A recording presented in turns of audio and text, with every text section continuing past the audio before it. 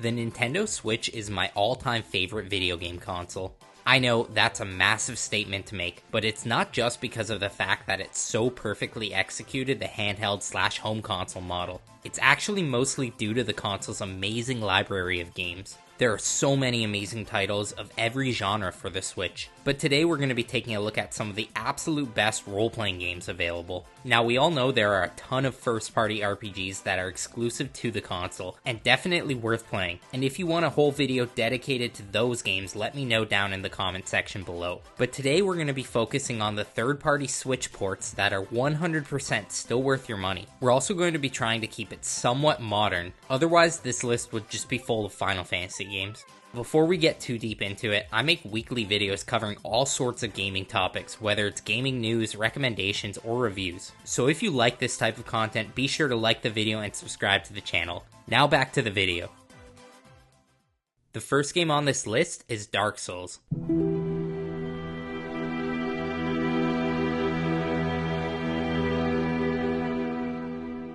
A lot of people seem to forget this port exists. Like a lot of games that will be on this list, it was released pretty early in the Switch's life, all the way back in 2018. Dark Souls is one of my favorite gaming franchises ever, and out of every Soulsborne game, this is the only one available on the Nintendo Switch. I think not porting over the whole Dark Souls trilogy was a missed opportunity for From Software, but they seem to not care about making easy cash grabs even if they would sell well. I really do think From Software has an extremely high standard when it comes to their games. When this game was announced for the Switch, there were a lot of concerns about how performance would be. That's because every Souls game is very difficult and super reliant on tight movements and precise controls. Any frame drops could potentially mean death, and given the game's unforgiving nature, this was a real worry. I'm happy to say that this game seems to hold a steady 30 frames per second throughout, so that isn't really an issue here. I also really like how, though the Switch version is technically a port of the remaster, it actually looks pretty close to the original due to the hardware limitations of the console, giving that OG Dark Souls vibe that I first experienced back on the Xbox 360. The last thing worth noting is this version also includes all of the DLC, so bang for your buck, it's a great value if you've never purchased Dark Souls before, as you'll likely be able to get over 50 hours of gameplay on a single playthrough. Next on the list, we have Diablo II Resurrected.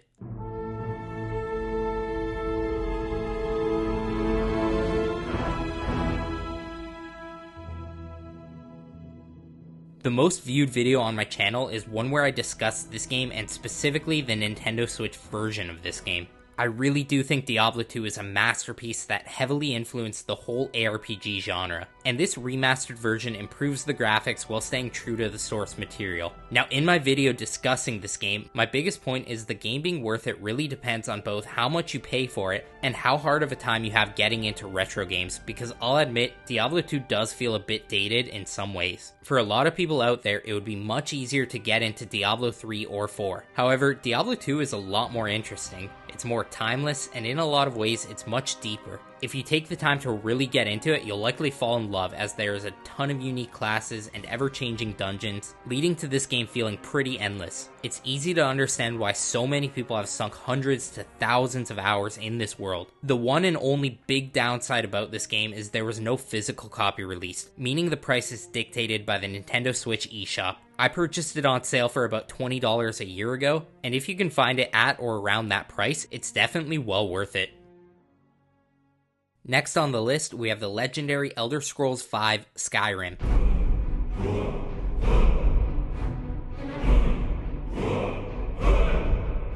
My biggest and really my only issue with this game is it has been re-released countless times. Earlier I mentioned From Software not wanting to re-release games just as a money grab, and I can say the exact opposite applies when talking about Bethesda. Skyrim originally came out on the PS3 and Xbox 360, but has since been released with various upgrades for every major console since then.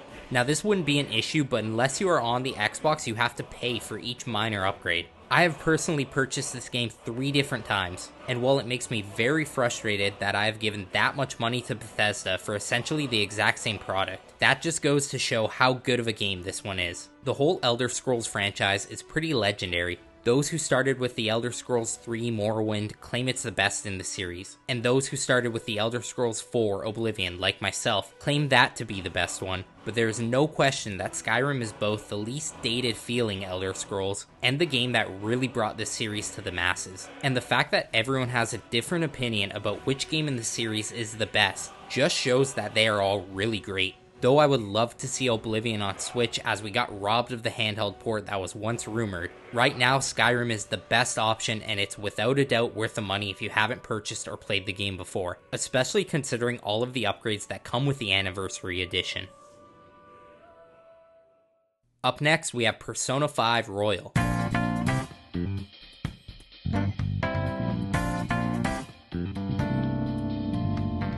Persona is a franchise that I just somewhat recently got into, and man do I feel like I've been missing out. Due to the life sim elements, this game is so addicting. Combine these with anime-like graphics, an amazing soundtrack, and a fantastic turn-based combat system, Persona 5 might just be the best game on this list for a lot of people. It seems like a lot of Persona games have been slowly making their way over to the Switch. I personally have a copy of Persona 3 Portable and Persona 4 Golden from Limited Run Games coming in the mail soon, but Persona 5 is clearly the game that's best suited for a modern gaming experience. And another great thing about this game is it's probably one of the longest games you will ever play, usually clocking in at over 100 hours for a single playthrough. Meaning if you find a copy somewhat cheap like I did, the value here is incredible. I will say that being so long, Persona games often take quite a few hours to really get into, but what I like about all of them is they do an excellent job of slowly introducing new mechanics so you never really feel overwhelmed. And if you can put up with the slow first few hours, this game is an absolute no-brainer for anyone looking for a great JRPG experience.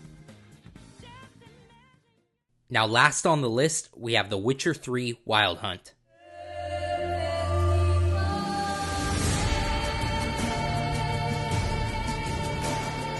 I'm gonna be honest, this game being on the list is due to the recommendations I have had from so many others. I have personally played The Witcher 3, but never in its entirety, but I have had so many people tell me that they consider this game one of the greatest games of all time, and with so many people saying things like that, it would be wrong for me not to include it on here. The Witcher 3 is the game that really put the developers CD Projekt Red on the map. I mean, yes, The Witcher 2 had some success, but not nearly to the extent we saw in The Witcher 3. This game became so mainstream that I think it's the main reason we saw a Netflix Witcher series come out. What this game does really well is it mixes a lot of different great RPG aspects. An action-based combat system similar to a prime Assassin's Creed game, a map that is so large it blows away that of Skyrim and Breath of the Wild, choices that directly impact what happens in the game, and a card minigame that people say is so good it could have been a game on its own. To be honest, talking about this game is making me want to go revisit it, but with so many great new RPGs coming out this year, who knows if I'll have the time because this game clocks in at well over 50 hours. Now out of all the games on this list, this one definitely has the worst performance.